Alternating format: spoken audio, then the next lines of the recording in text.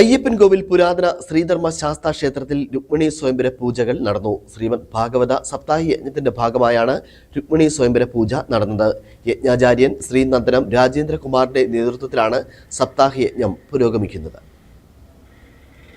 സർവാഭിഷ്ട പരപ്രദായകനായി അയ്യപ്പൻകോവിലിൽ വാഴുന്ന വില്ലാളി വീരനായ ധർമ്മശാസ്താവിന്റെ അനുഗ്രഹത്താൽ സർവൈശ്വര്യപൂർണമായ പുരാതന ശ്രീ ധർമ്മശാസ്താ ക്ഷേത്രത്തിൽ ശിവരാത്രി മഹോത്സവത്തോടനുബന്ധിച്ചാണ് സപ്താഹയജ്ഞം നടന്നു വരുന്നത്. കലിയുഗത്തിൽ കലിയുടെ പ്രഭാവത്തിൽ നിന്ന് ഭഗവത് നാമത്തിൽ ക്ഷേത്ര രക്ഷ നേടുവാനും സർവൈശ്വര്യ സമ്പൂർണമായ ജീവിതം നേടുവാനും സപ്താഹയജ്ഞത്തിൽ എല്ലാ ദിവസവും പങ്കെടുത്താൽ അനുഗ്രഹം നേടാൻ കഴിയും. ശ്രീനന്ദനം രാജേന്ദ്രകുമാറിന്റെ നേതൃത്വത്തിലാണ് സപ്താഹയജ്ഞം നടന്നു വരുന്നത്. സപ്താഹയജ്ഞത്തിലെ പ്രധാന പൂജയാണ് രുക്മിണി സ്വയംവര പൂജ.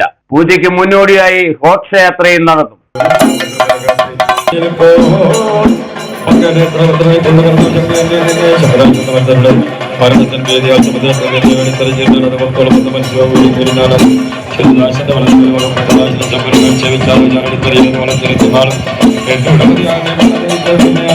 ഘോഷയാത്ര ക്ഷേത്രാങ്കണത്തിൽ എത്തിച്ചേർന്നപ്പോൾ രുക്മിണി സ്വയംവര പൂജകൾ ആരംഭിച്ചു.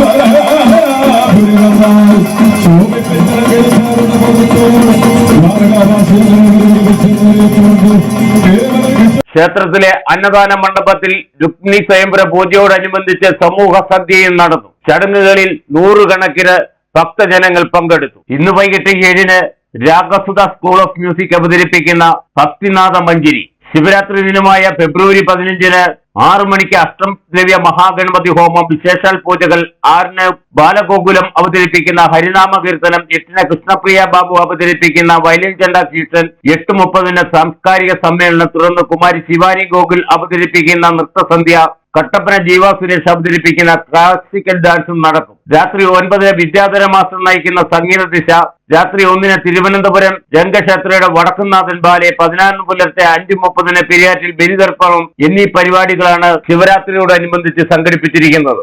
Idukki vision news, Ayyappancoil.